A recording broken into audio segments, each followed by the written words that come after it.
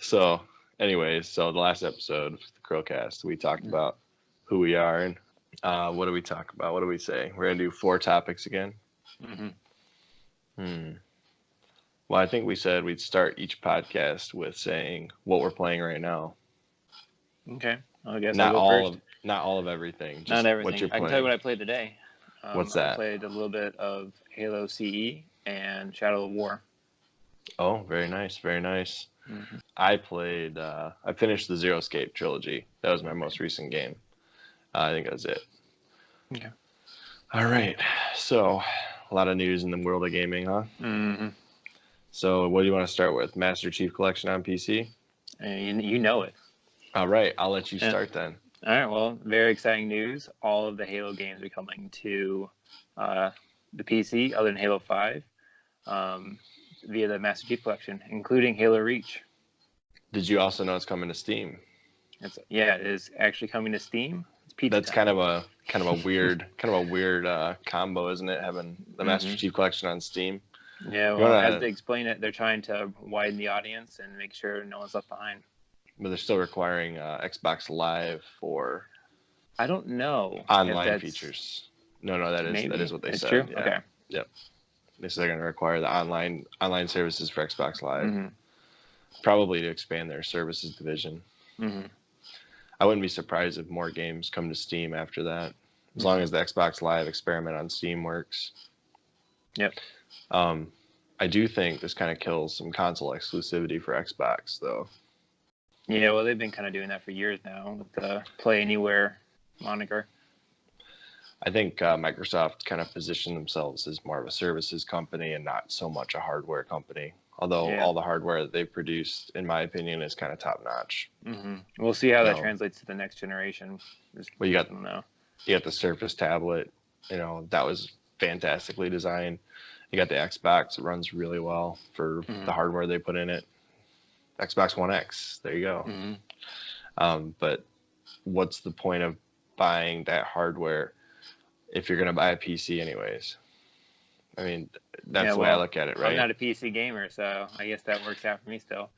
But I mean, think about it this way: if you're going to go spend $500 on a console, what's to stop you from spending $500 on a PC that you can do lots of other things on? It's true. So that's what I'm learning about Xbox Live and some games coming to the Switch. It's like, why would you buy both systems when the Nintendo still has exclusive games? No, it's totally a good point. Portability is the key factor there, right? Not everybody wants a portable machine. Yeah. But I think Microsoft sees it as a win-win, right? You can get your portable and buy the games from Xbox and get a Switch, that kind of a thing. Or if you don't want to do that, you can just buy a home console, plug it into your TV, and play. Just depends on what you want. Different strokes for different folks, right? Yeah, I guess we'll see. I know you wanted to talk about the Sea of Thieves anniversary update. Yeah, very Xbox-centric on my side. Yeah, I see that. Yeah. I'm very pumped for it. So it's been a year since Sea of Thieves first came out. When it first launched, it was kind of bare bones. But they've been slowly adding things to it since launch, and this year marks that anniversary, obviously. And they're going to add fishing, the arena, which is a multiplayer component, a competitive component, and then also it seems like pets and an actual campaign. So I'm pretty pumped. Like we're talking like a Sims update where you got like the pets expansion. Yeah, I think that's the kind of idea. But it's gonna have a Sea of Thieves twist, so I'm sure there's gonna be some kind of player component to it that actually influences gameplay.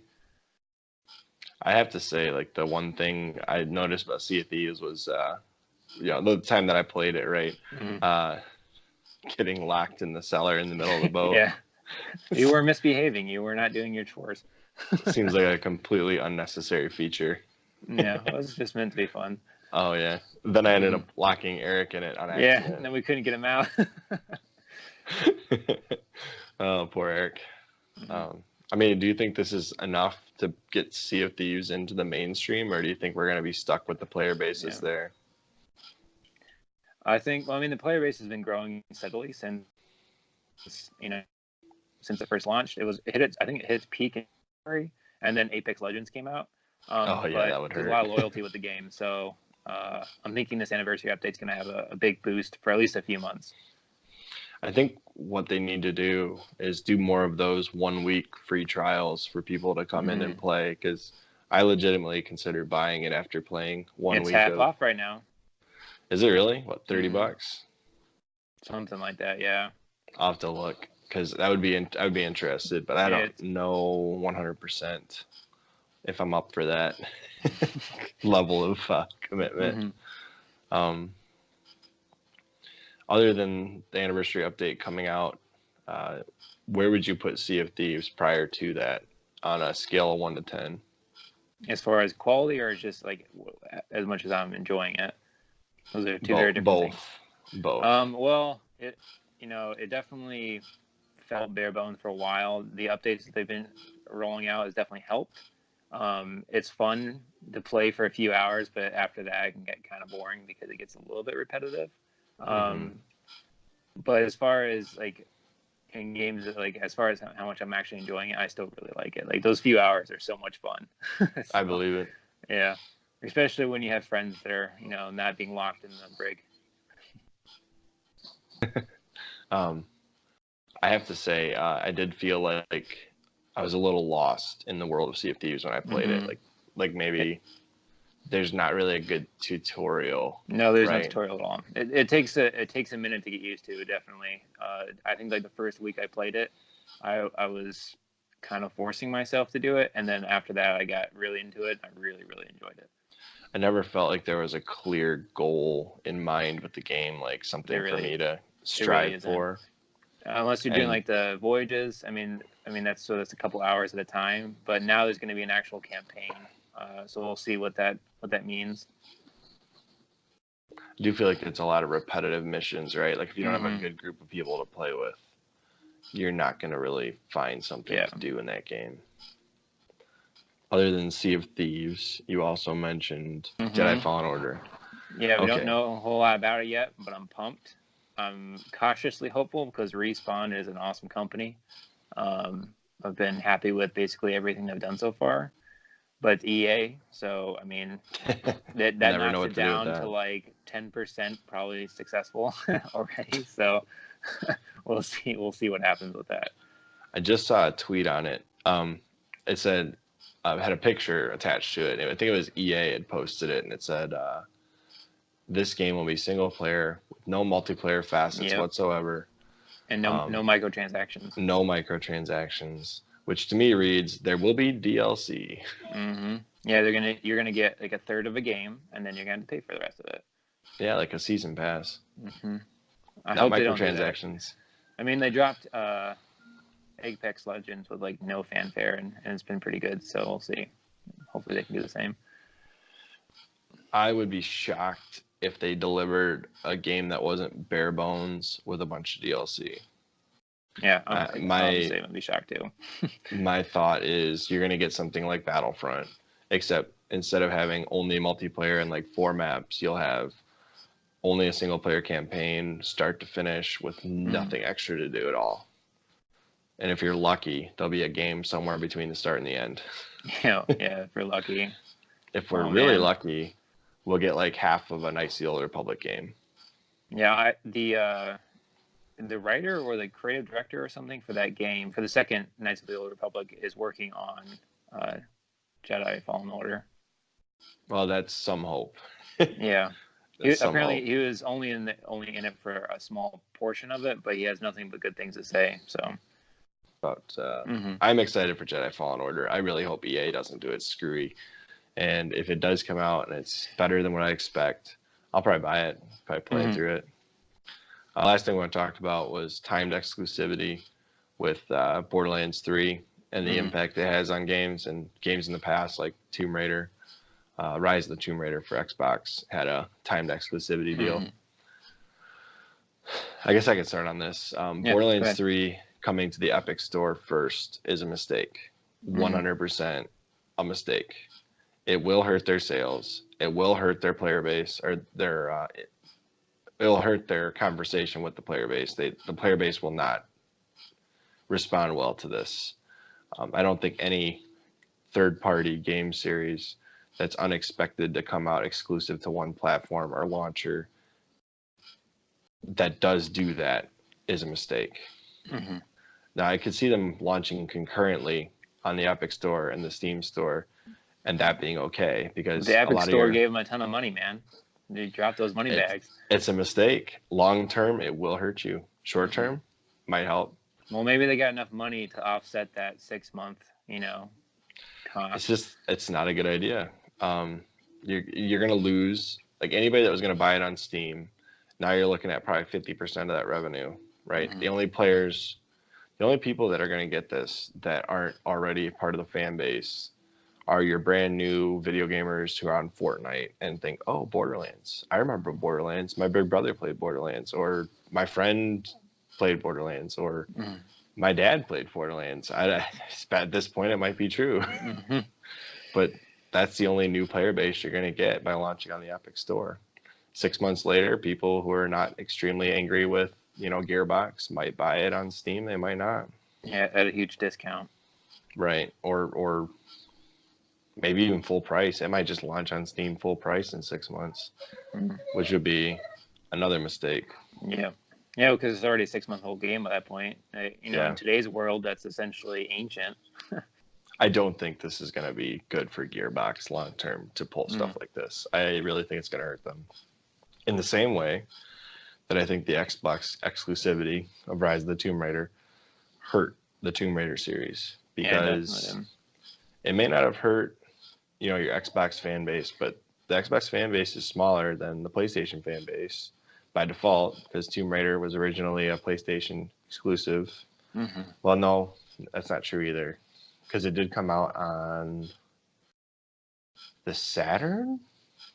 I want to say it came out. That's too far back for me. I don't remember. I think it came out on Sega Saturn, and it was horrible on the Sega Saturn. It did not play right, and it did eventually get lots of ports, but initially the biggest fan base they had was on PlayStation. And then fast forward to the 360, I think you start getting Tomb Raider games on Xbox platforms, and then Tomb Raider Definitive Edition came out on the 360, the PS3, the Xbox One, and the PS4. And that sold pretty well, if I remember correctly.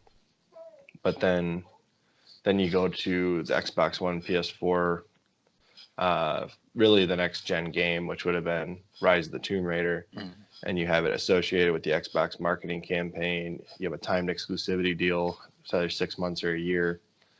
And parents who were going to buy it for their kids, albeit maybe they shouldn't have, but parents who are going to buy it for their kids assume it's an Xbox game, right?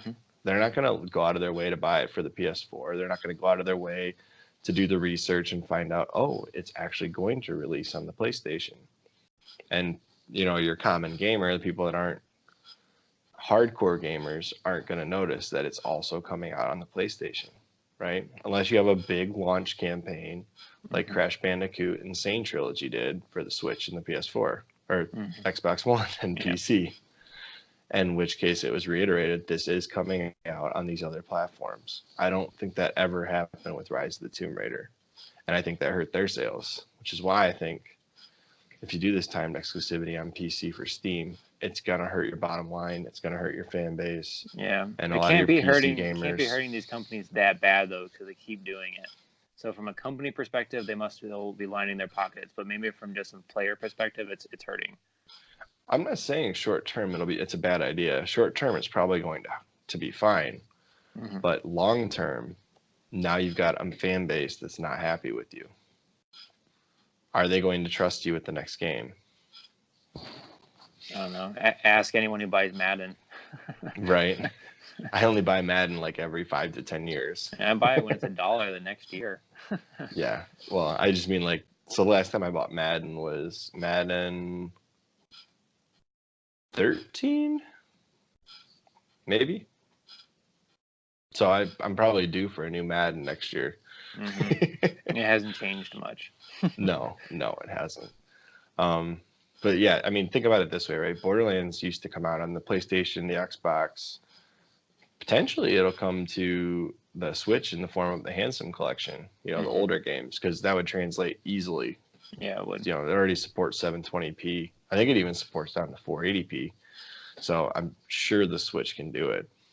And that's probably not a bad idea to release the entire Borderlands collection on the Switch. Mm-hmm. And fingers crossed, the Mass Effect trilogy comes to the Switch, because I would be very interested in that. Really cool. I'm thinking That the would be Halo sweet. games are going to come too, and maybe even Gears of War. I don't know if the Halo games will come all together.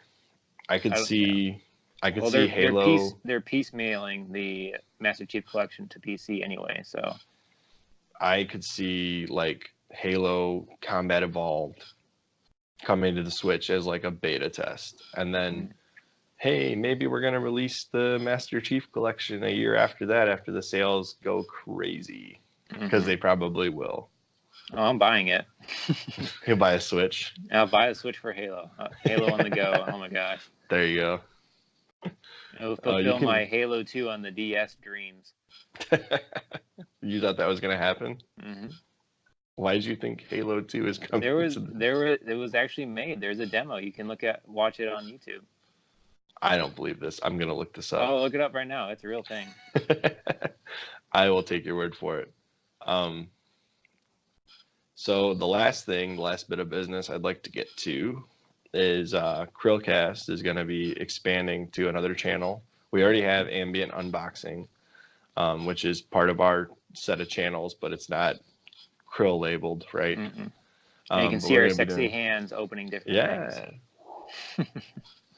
We're going to be doing Krill plays and Krill reviews. So we'll be doing separate channels. We'll have a Krill Reviews channel and a Krill Plays channel for the Let's Plays, and a Krill Reviews for the reviews of different games. So more to come on that. But I'll leave links in the description down below if I can point correctly. No, I'm not pointing at any such things that Will's going to say I'm pointing at. Links in the description down below. So without further ado, I'm Chris. And I'm Will. And we will catch you on the next CHRILLCAST.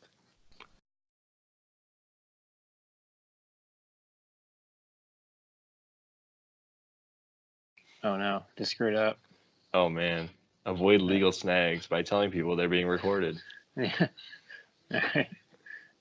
Hey, Will, you're being recorded. Oh no, I had no idea.